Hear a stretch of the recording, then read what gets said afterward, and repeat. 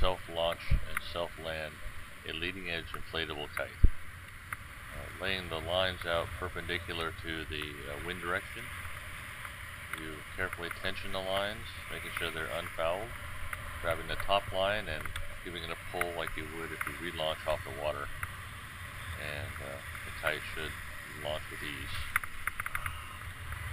This particular kite is a 2009 Caution Zombie 9-meter kite, very stable.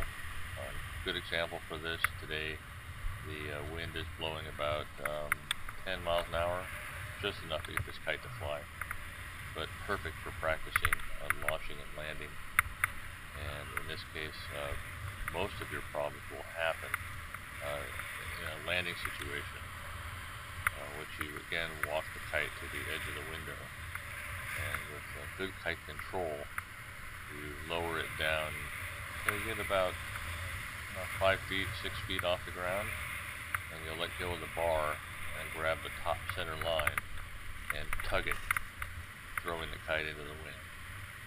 Okay, so at that point, with the kite down, you have a choice of either running up to the kite, making sure that it's into the wind, especially on a windier day, as suggested, or you can throw sand on it while you're up there to make sure it doesn't relaunch. You could run up the lines, walking on the steering line, and that would help it from relaunching as you got to the kite in order to secure it on the ground.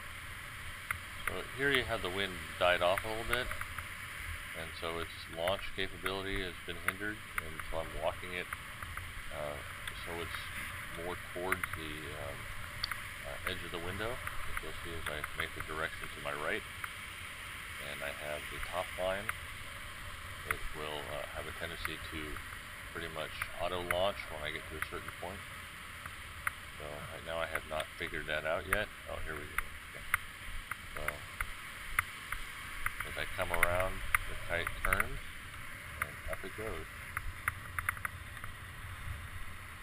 So at this point, I thought I'd mention that this video is strictly for entertainment purposes, and there's not any type of instruction on how to do this. If you're going to practice doing this, you'll want to do it on a very light wind day, such as this one. So if any mishap should happen, your safeties are readily available, and you can get out of any potentially dangerous situations. I also would stress that you find some place where there are no people. That's always been my biggest worry. Later on in the video, you'll see reasons why, and I'll point them out. So through this video, I also thought it'd be fun if I got to see if this kite had any power in it. And so here we're scudding along, putting about, I don't know, 30-foot scuds down the beach, just because I'm lazy. Probably could have kept going, but there's a nice one. A little windier like the other day, I would have probably done a little bit of lofting, which is kind of fun too, as long as you do it in a safe manner.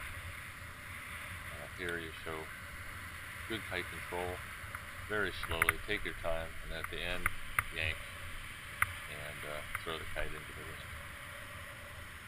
Okay.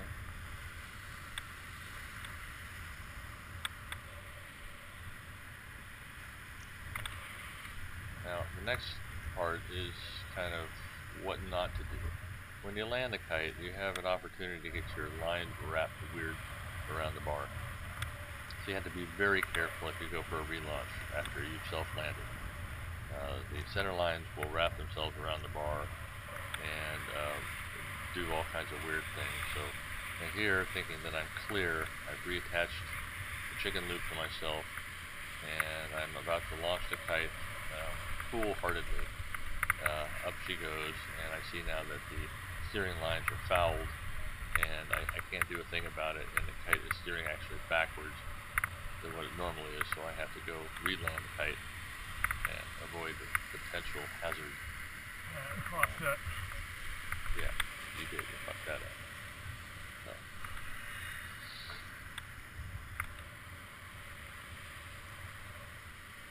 Okay, so now with the lines squared away again, I thought I would also, see how it nicely, with enough wind, it goes. And there's my 4 people that decided to go directly downwind and camp in front of me.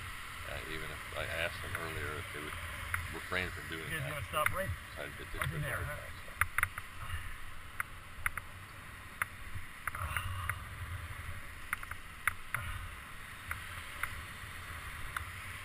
And one thing I'd like to practice that I don't do enough of is actually landing the kite. Here I'm actually doing a little bit of exercise where I use the power of the kite to bring me off the ground, either on my knees or sitting down, and then to my feet, kind of simulating a water start. And here's a bit more scudding, but I also like to try to launch and land on the opposite side, which sometimes can be challenging. You get really comfortable on the one side, and then when it comes to there's some nice scud marks there. The other side, it gets a little trickier because your orientation of the wind window is a little different, but it's always good to get in the habit of being comfortable with both sides, because you'll be in a situation where you'll have to perform this operation from either side of the window depending on where your kite's down. So, or depending on the wind direction and the beat you're on. You might not always get the optimum launch direction that you like. And it's all the same though. So here it is again, on the side of the window, tension, no fouling lines. I've got a hold of the top line. I'm holding the bar vertically. And as the kite comes around, you'll want to turn up, and as it does so, pulling on that line, and up she goes. Excellent. So I might mention that when I originally lay my kite lines out, Oh, I really want I it. find it helpful to have the bar laid out actually backwards. So my left hand grip is set up on the upwind side and vice versa. And then when I pick the bar up, I have the left hand actually being held vertically, and the other side, where the line I pull is on top, making sure I don't cross my hands up. So when the kite launches and comes around, the lines are a perfect orientation when it actually makes it into the air. So that's about it. I hope you found it helpful, and be safe.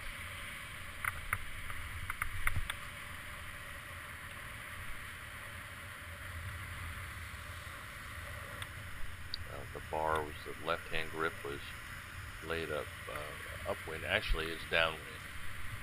Okay, so the left-hand grip winds up on your right-hand side and vice versa. That's what I meant to say, so sorry if I caused confusion.